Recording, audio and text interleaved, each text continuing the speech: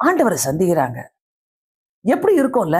ஏர்போர்ட்ல வந்து இறங்குன உடனே நமக்கு அன்பானவர்களை பார்க்கும் போதெல்லாம் அப்படியே சந்தோஷமா இருக்கும். உள்ள இருந்து வரும்போதே நம்ம கண்ணெல்லாம் அதெல்லாம் தாண்டி தான் வரும். கஸ்டம்ஸ் எல்லாம் தாண்டி தான் வரணும். பட் அந்த ஏர்போர்ட்டுக்குள்ள வெளியில வரும்போது கண்ணெல்லாம் வெளியிலே இருக்கும் நம்மளுக்கு. யார் நின்னுட்டு இருக்கிறா? எங்க நின்னுட்டு இருக்கிறாங்க?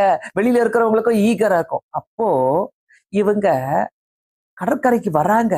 இயேசு அங்க இருப்பாருன்னு தெரியாது அவங்களுக்கு. ஆனா காலையிலே வந்துட்டாரு. அதுதான் 4வது வசனத்தை சொல்லுது. விடிய காலமான போது இயேசு கரையிலே வந்து நின்றார். விடிய காலத்திலேயே வந்து நின்னுட்டாரு.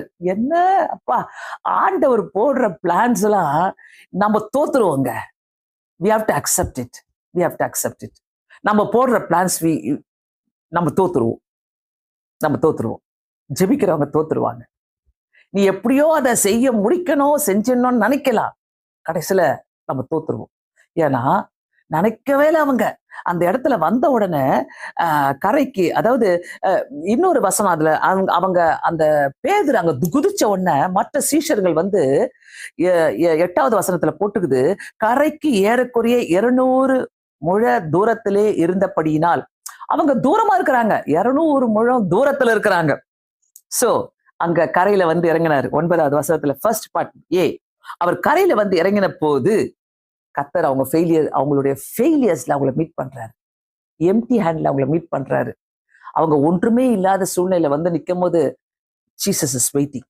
கர்த்தர் அங்க வெயிட் பண்றாருங்க. உங்க வாழ்க்கையில, என் வாழ்க்கையில நிறைய நேரங்களில எப்போ நம்ம இயேசுவே நம்ம தப்பிச்சு போகணும்னு நினைக்கும் போது கூட he waits for us. அங்க கரையில வந்து நிக்கிறாரு.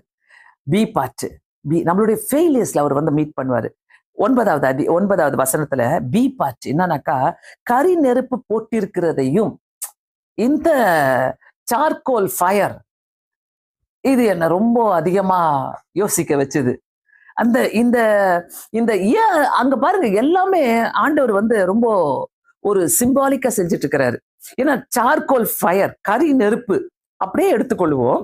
யோவான் எழுதின சுவிசேஷம் 18வது அதிகாரம் 18வது வசனத்தை, 18வது அதிகாரம் 18வது வசனத்துல, குளிர் காய்ந்தபடியினால் ஊழியக்காரரும் சேவகரும் கரி நெருப்பு உண்டாகி நின்று குளிர் காய்ந்து கொண்டிருந்தார்கள். அவர்களுடனே கூட பேதுருவும் நின்று குளிர் காய்ந்து கொண்டிருந்தான். அங்கேயும் கரி நெருப்பு.